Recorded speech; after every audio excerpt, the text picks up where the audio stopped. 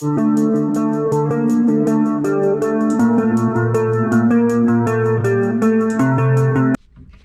this is going to be my electrical setup.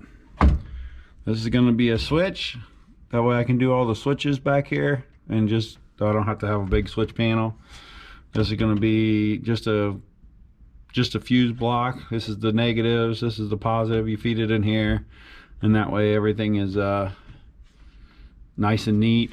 This is going to be the circuit breaker for this. Everything's got to be protected with some kind of circuit breaker or fuse. If not, then you're going to end up burning something down. My Renogy solar charger slash DC to DC chargers there, and my NOCO 10 amp chargers there. So that's going to charge my batteries while if I get home or something, I can plug it in to charge it. And most of the time it's probably just going to be charged from driving. I got that DC to DC charger slash solar panel solar charger just in case I put some solar panels on top. I might put 100 watt. That's probably all I'm going to do. So this is all the stuff I got to get figured out. Let me get this figured out in my head and then I'll videotape some more. And then now I got the batteries all mounted in here. So I used a thing called Unistrut to mount the batteries, and then the top pieces I just taped them with some electrical tape. That way if something does happen, they don't end up. I'm going to have this go into my inverter. I'll mount my inverter up here. I made some brackets. So I'll use some of them rib nuts and I'm going to mount that inverter up there. That way I can mount one there. I figured that's the best way to keep it out of the way, but still usable so I can actually use it. So I'll get all this wired up and all that good stuff. And then I'll show you this Unistrut that I used. Here's what I did with my Unistrut. So this is what's called Unistrut. There's two different sizes. Well, there's double strut too, but we'll just go with this. This is about 1 inch thick. Then there's a little bit thicker. It's like 1 5/8 inches, I believe. So this is mounted to the ground. I used 1/4 inch fender washers and some screws. I mounted that to the ground in there. And then this is called a spring nut. They make this kind. This one's a little easier to use, especially in this thinner stuff. And then this is all 3/8. I just had 3/8 all thread already. And this is a 1/4 inch one. This is the original spring nut. And then this is the newest style. So you push it in there, push it in, and spin it. And once you spin it, it's locked in for when you're tightening it down.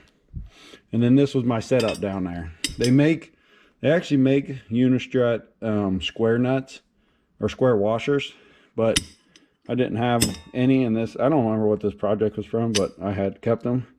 So I put that in there to keep it on top, and then screw that in there and tighten that down.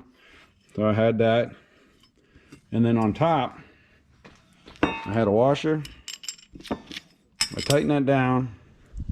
Oh, you got to slide these in because you can't really get them in that way. Sometimes they'll go in, but most of the time they will not. So you slide it in, put it down on there, and then I put a lock nut or lock washer and a nut on top and tighten it down. I put the bottom one so I wasn't really crushing the batteries, but I was able to make sure this got tight. And then it should be good to go. So we'll be good. So now I gotta get some wiring done.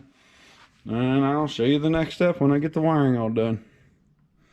I'm running this wire from the front to the back. 4 gauge, that's what's gonna charge it's only 30 amps back there, but once again, I already have this wire, plus then I can upgrade.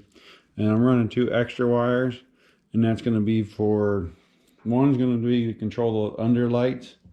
Now if I'm sitting around camp, I can turn the under lights on from the back batteries.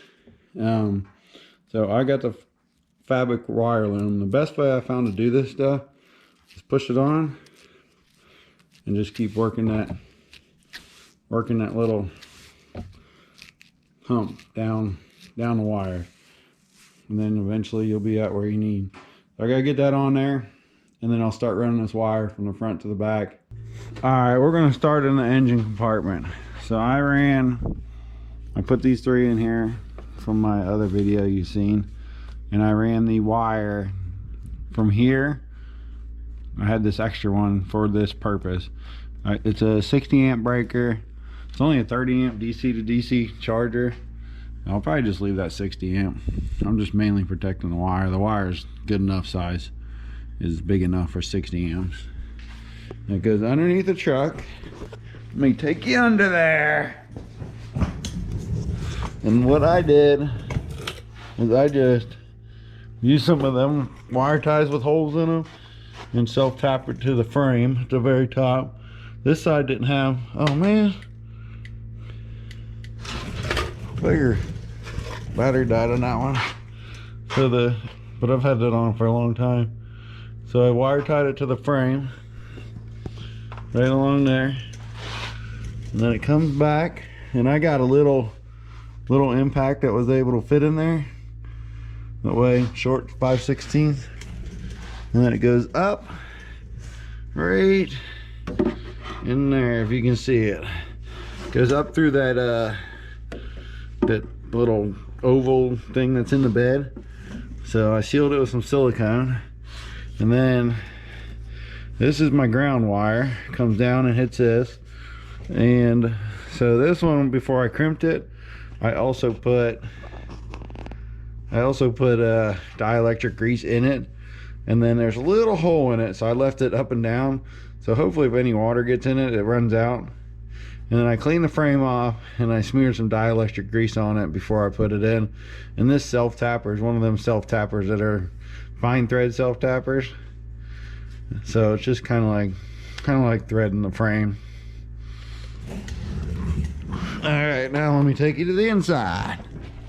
See where we're at in there. Come on. We're not completely done, but I did get a lot done. Most of the stuff is boring. Figured you wouldn't want to watch it. So the DC to DC charger's on. I'd have to look at the instructions, but I downloaded the app. Kind of makes it a little easier. You can change the batteries. You can change I got the Bluetooth module, so I can see what the battery voltage is. My no-co charger works, and all these batteries are wired up in parallel. So parallel is, so this is the power coming from the DC to DC charger, and it loops in and out of the positives, and then the negatives loop in and out of the negatives. Here's my negative right here. I left that so I can put a battery shunt. I made it like this, so if I put a battery shunt, kind of same thing as a battery shunt, that way I can monitor the battery voltages. But I don't know if I'll do that, or I'll just end up buying a lithium battery. If I buy a lithium battery, then kind of did all that for no reason. So my positive goes in and out, in and out, in and out, hits this breaker, and then this goes up. I'll show you that in a second. But this one goes up, hits these two breakers. I gotta order another one of these. That's a little too big. Probably put a 40 amp on that. It's a 60 amp for the switch panel. And I got all those wires are still in. And then I'll probably put a 40 amp there for that. I gotta tighten this stuff still. Not completely done. And then my ground goes around, hits the ground bar, goes around, hits this one. I still gotta wire tie this all up, make it look neater. That's just for now. And then it goes up to this too. So I will get the DC, the app, and show you a little bit of that. I don't know much about it, but I'll at least show it to you. I was looking up here, make sure the connection was good. See if it's still up. Yeah, tells me the starting battery is 12.2, 12.3 volts. House batteries are 13.10. No amps coming in and out. 77 degrees. I don't have the temperature thing hooked up, so I still got to do that. And that's about it so far. I'll get some more done and show you the progress. All right, I just got this temporary hanging there. I'm gonna have to order a longer extension.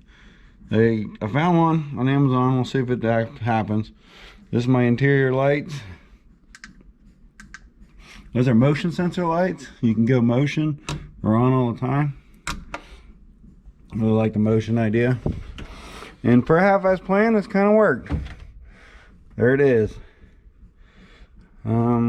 Probably gonna be done the way it is. It's good enough.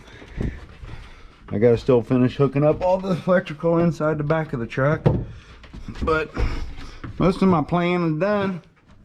I gotta run a ground wire from my ground bar up to the cap, because everything's gonna be grounded in the cap. And then I can also turn on my rock lights from back here. That way, sitting around the camp, just a little mood lighting.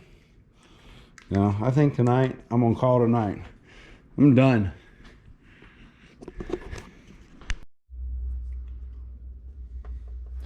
Well, I think most of the electrical is done. So I'll run you through what I did. You saw all that stuff already. It's all tightened up and ready to go. The onboard charger seems to be, the Noka onboard charger seems to be working pretty good. I mean, the batteries weren't dead yet. And then I painted a piece of 1 inch PVC, painted it black, ran it up there so I could get all my wires up there. And then I ran wires pretty much everywhere. And that's a USB and a cigarette lighter plug. That way I'm gonna probably end up putting something for charging our phones over here, or I don't know yet. We'll get to that. Got one there, got one on that side, and I have another one over here. This one's a little different. I'll show you what it looks like on this side. Try to turn my lights back on. There we go. This is what this looks like. I just took a piece of metal, a little piece of metal I had, and bent it, and then I drilled a hole in it so I could put this in there. I got this one because it has the on and off switch. That way, if that blue light bothers me in the head, I can turn it off, but I faced them all towards the back. I also never showed you, so I ran from here up from that 100 amp fuse or breaker. I ran up through that piece of conduit, and I just put this on there. I'm gonna end up covering all that with the same stuff, but I gotta paint it. It's gray. Put that there, so that is where I ended up mounting my inverter. The 150 watt inverter. Really just going to use it for power and heating blankets and stuff. So I bent little brackets and I use them riv nuts in there. And then I got this. Come on, let's get out here. I made this little piece of metal. I don't have really a bender, so when I went to bend that, I put it in on the workbench with a piece of angle iron holding it down. And when I bent it, it kind of did a nice little sweep, so I just left it. That's going to be on my lights, my rock lights, and they probably look purple. I can't remember which one. Oh, there's my backup lights. There's this side. That side, that way I can turn them on at night.